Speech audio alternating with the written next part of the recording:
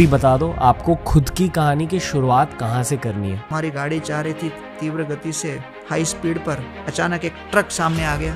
मृत्यु क्या है उसका मुझे परिचय आंखों के सामने मिल गया कि अगर मैं भी 22 वर्ष की आयु में चला जाता तो फिर क्या होगा। किसी भी क्षण हमसे वो संपत्ति छीन ली जाएगी, वो है समय रूपी संपत्ति। हमारी ऑडियंस आपकी कहानी को जाने, आपको पता मैं किस चीज़ के बारे में बात कर रहा हूँ, जहाँ आपकी लाइफ में पूरी तरह से एक बदलाव आ गया, उस मोमेंट के बारे में बात कर रहा हूँ सर।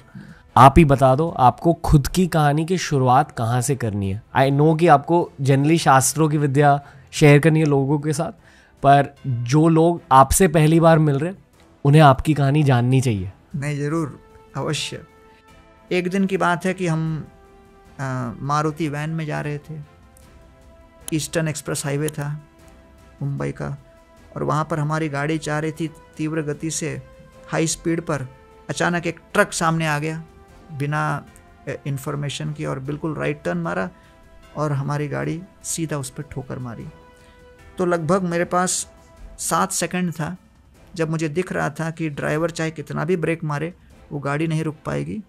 और ये हमारा मारुति वैन, जो मारुति वैन एक डिज़ाइन था, पता नहीं आजकल प्रोडक्शन में है कि नहीं, मारुति वैन में सामने बोनट भी नहीं होता, सीधा जो है ऐसे ही सामने आ जाता है। तो फिर जैसे ही वो लगने वाला था तो मेरे मन में एक ही विचार था। तब तक मैं ऑलरेडी चैंट वगैरह करता था, मृत्यु के विषय में सब कुछ सुना भी था और पढ़ भी रहा था, लेकिन वो अनुभव जो था उस समय मुझे स्पष्ट हुआ कि भाई केवल थियोरेटिकली सुनना समझना और प्रैक्टिकली वास्तविक रूप से उसको आंतरिकरण करके उतारना बहुत बड़ा अंतर है। क्योंकि मुझे पता था कि अब मुझे कृष्ण का स्मरण करना है, अंतिम क्षण आ रहा है, लेकिन मन के अंतःकरण से एक प्रतिध्वनि उठ रही थी, कहीं ये एक्सीडेंट अवर्ट हो जाए और हम बच जाएं और ये हो जाए वो हो जाए। तो उस कुछ क्षणों में मृत्यु क्या है उसका मुझे परिचय आंखों के सामने मिल गया। इसको हम आर्टिफिशियली रिक्रिएट नहीं कर सकते, जब होता है सो होता है। तो देखते ही देखते इतनी ज़ोर से ठोकर मारी और गाड़ी का ऊपर का जो रूफ था वो नीचे आया। भगवान की दया से मेरा गला जो था सामने चला गया और फिर वो मिस हो गया। अन्यथा 22 वर्ष का था मैं, और 22 वर्ष में एक दृष्टि से मेरी मृत्यु हो जाती थी। अगले दिन पुलिस स्टेशन में जब पुलिस वालों ने गाड़ी को देखा तो कहा कि अंदर जो भी बैठे होंगे शायद बचे नहीं होंगे, लेकिन उनको पता नहीं था मैं ही था वहाँ सामने बैंडेज वेंज लेके खड़ा हुआ था। तो उस हादसे के बाद मेरे मन में एक बहुत बड़ा प्रश्न उठा कि अगर मैं भी 22 वर्ष की आयु में चला जाता तो फिर क्या होता। लेकिन किसी कारणवश भगवान ने, शक्तियों ने मुझे बचाया। तो अगर मुझे बचाया तो किसी मिशन के लिए बचाया है। तो जिन्होंने मुझे बचाया उनके ही संदेश को हम लोगों तक पहुंचाने का अपना मिशन बनाएं, ऐसा संकल्प मेरे मन के अंतःकरण से उत्पन्न हुआ। तुरंत बाद? हाँ, उसके पहले से मन में चल रहा था मुझे करना है, ऐसा ही कुछ करना है, लेकिन सोच रहा था कैसे करूँ मैं, परिवार को छोड़ना, ये करना वो करना। ऑलरेडी मैं अपना आगे की पढ़ाई के लिए सब जो है मास्टर्स के लिए यूएस में अप्लाई वगैरह भी कर रहा था। तो ये सब होते होते अंदर से एक संकल्प सिद्ध हुआ और मैंने विचार किया कि भाई जैसे सेना में लोग भर्ती होते हैं युद्ध के लिए, है ना, वो एक कॉज है अपने आप में जिसके लिए बलिदान देना पड़ता है, वैसे ही ये भी एक ज्ञान की सेना है, भक्ति की सेना है, और अज्ञान के ऊपर हमारा युद्ध है, अज्ञान के विरोध में हमारा युद्ध है, लोगों के जीवन से अज्ञान को दूर करना, आलस को दूर करना। तो ये संकल्प करके फिर मैंने विचार किया कि अब हम गीता के ऊपर डीप रिसर्च करेंगे।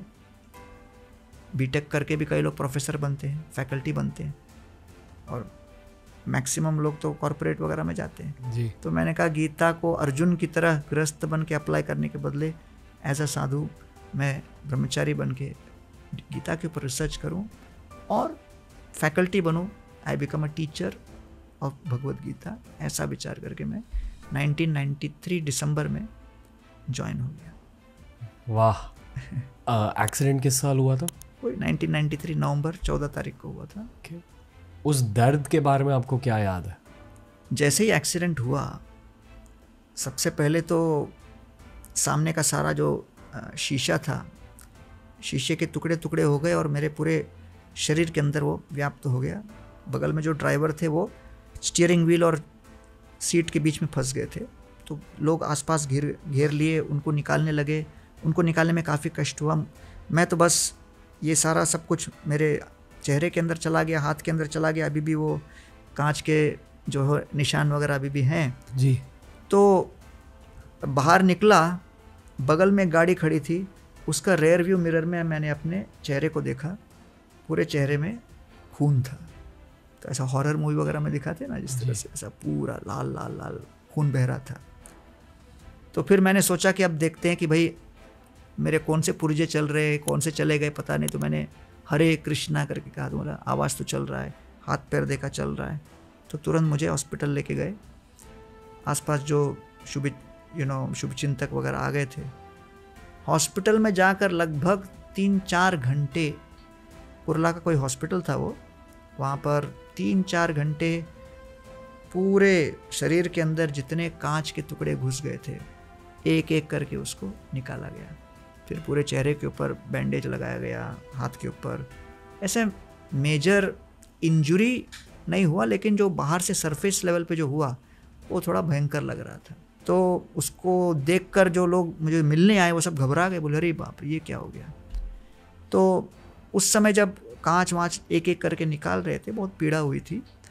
और उसी समय ये मैं सोचने लगा कि भाई भरी जवानी में कभी कोई सोचता नहीं कि मृत्यु के दर्शन होंगे, क्योंकि नॉर्मली सामान्य ज्ञान के अनुसार वृद्धावस्था की परिभाषा होती है कि आप मृत्यु के कितने निकट हो। Old age means how close you are to death. और हर व्यक्ति ऐसा विचार कर लेता है, भ्रांत धारणा है, लेकिन लोक में सामान्य है। लोग सोचते हैं 70, 80, 90 के होंगे तब वृद्धावस्था है, ओल्ड एज है, मृत्यु के निकट। लेकिन आपातकालीन परिस्थिति तो कभी भी आ सकती है। तो इसलिए 22 वर्ष की आयु में मृत्यु के इतने निकट के दर्शन करना मेरे दृढ़ता को, संकल्प को और भगवान के इस ज्ञान को समझने के ऊपर अपने ध्यान को केंद्रित करने के लिए बहुत महत्वपूर्ण लगा। क्योंकि मैं समझ गया कि हर प्रकार की संपत्ति हमारे जीवन में आएगी, लेकिन हमारे जीवन के अनेक संपत्तियों में सबसे बहुमूल्य संपत्ति जो हमारे नियंत्रण में नहीं है और किसी भी क्षण हमसे वो संपत्ति छीन ली जाएगी, वो है समय रूपी संपत्ति। The asset of time, I cannot take it for granted. तो उस क्षण के पश्चात मैंने लगभग पिछले 30 वर्षों से समय का सदुपयोग बहुत ही महत्वपूर्ण रूप से समझा है, साक्षात्कार किया है कि भाई हर क्षण जो मुझे मिल रहा है वो उनका दिया हुआ महाप्रसाद है। तो वो कृतज्ञता की भावना मन के अंदर आ जाती है। और फिर हम ये नहीं सोचते कि चलो भाई बहुत टाइम है, टाइम पास करो, कल देख लेंगे क्या होगा। तो आज के युवा पीढ़ी के लिए मेरा यही संदेश है कि भाई आप अच्छे परिवार में जन्मे हो, अच्छे संस्कार मिल रहे हैं, माता पिता आपके लिए बहुत कुछ प्रयास कर रहे हैं, बहुत कष्ट करके, बहुत कुछ धनराशि जुटाकर आपकी शिक्षा इत्यादि का प्रयास कर रहे हैं। Don't take that for granted. आपके पास जो हर क्षण मिल रहा है उसका सदुपयोग कीजिए।